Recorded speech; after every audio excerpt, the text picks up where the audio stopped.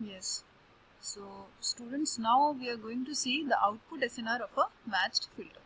So as you know, the impulse response of a matched filter is a time reversed and delayed version of the input signal. Very important it is.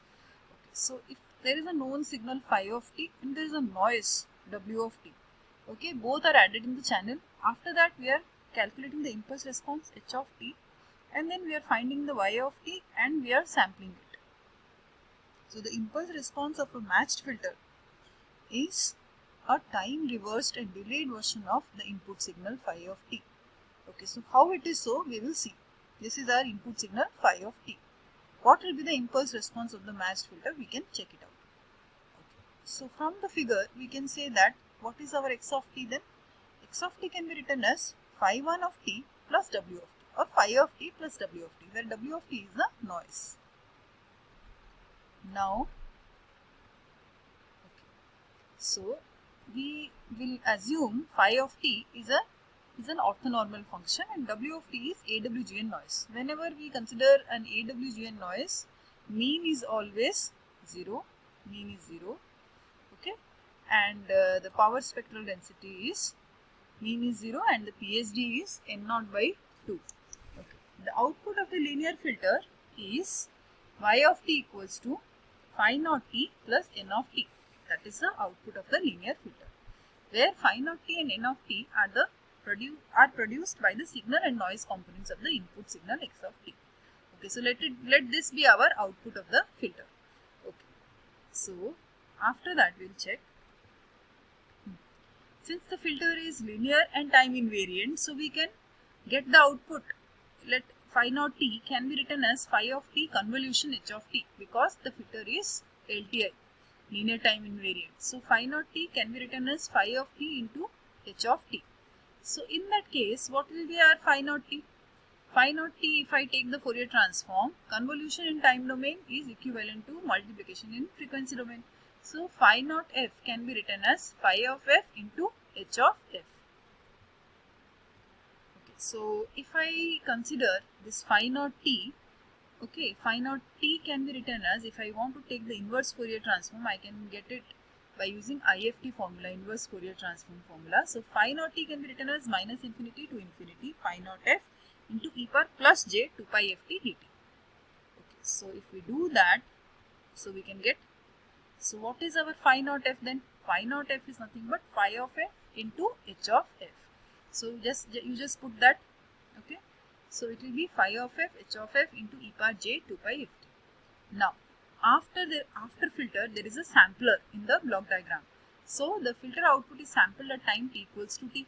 So if you normalize the signal power, you will get mod phi naught t whole square.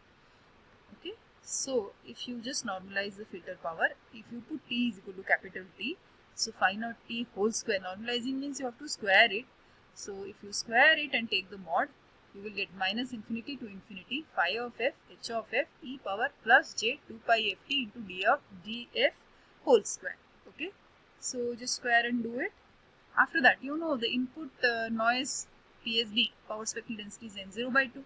So the PSD of output noise will be N0 by 2 multiplied with mod h of f square.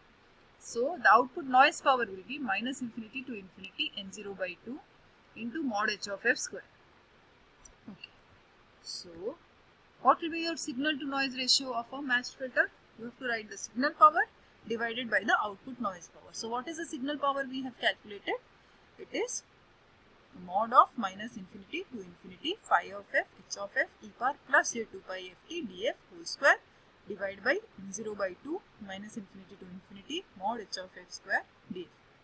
Now, if you apply the Schwarz inequality, you know this is Schwarz inequality. If you write xy mod xy square, if you take the Schwarz inequality, it will be less than or equal to mod x square into mod y square.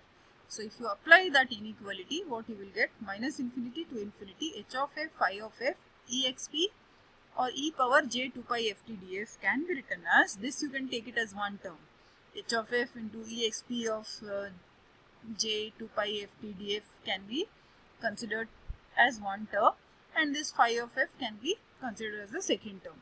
So if you do it, what you will get, you just check. So it is minus infinity to infinity mod h of f e power j 2 pi f t whole square df into minus infinity to infinity mod phi of f square df whole divided by the noise power. So noise power is n0 by 2 minus infinity to infinity mod h of f square df. So this is our output signal to noise ratio of a matched filter. Now mod e power j 2 pi ft, if you take, it will be approximately 1. So if this becomes 1, what will happen then? Okay, so if that becomes 1, the numerator will become minus infinity to infinity mod h of f square df. This will become minus infinity to infinity phi of f square df divided by n0 by 2 minus infinity to infinity mod h of f square df. So then this h of f square gets cancelled. Okay, so what is your SNR then? The output. So minus infinity to infinity mod phi of f square df divided by n0 by 2. That's the noise power. So if 2 goes up, so it will be 2 by n0.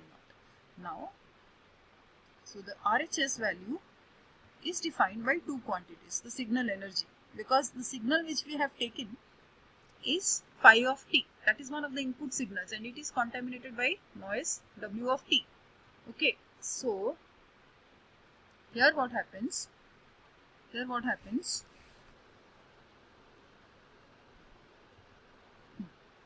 you check it. Okay, so if we consider this SNR output 2 by n0 into minus infinity to infinity mod phi of f square df, if we consider this, okay, this is nothing but the signal energy in Fourier transform domain. Okay, so energy is given as minus infinity to infinity mod phi of t square dt, which can also be written as minus infinity to infinity mod phi of f square df. Okay, so this is, and the noise power spectral density is n0 by 2, that is there in the RHS side. Okay, so if I consider this maximum SNR, it will be equal to 2 by n0 into minus infinity to infinity mod phi of f square df. Okay. Okay. Now, if I consider, if I assume h of f to be optimum, if h of f is having optimum value, then h opt of f will be definitely phi conjugate of f into e power minus j 2 pi ft. Okay, if that is the case, if this is the optimum filter value, phi conjugate of f is the complex conjugate of the Fourier transform of the input signal phi of t. If you take the IFT, what you will get? If you take the inverse Fourier transform, you will get h optimum of t equals to minus infinity to infinity h opt of f into e power plus j 2 pi ft df. So put that. So h optimum of f will be considered as phi conjugate of f into e power minus j 2 pi ft into e power plus j 2 pi ft df. Okay, so phi conjugate of f can be written as phi of minus f. Okay, in that case, you substitute there. So phi of minus f into e power minus j 2 pi f into t minus t. Okay, if you take that common. So h optimum of t is coming as phi of t minus t. That means the matched filter's response is always a time reversed and delayed version of the input signal phi of t. Instead of phi of t, we are taking phi of minus t, and it is delayed by t unit. So we are writing it as phi of t minus t. So this is the response of a matched filter, which is a time reversed and delayed version of the input signal phi of t.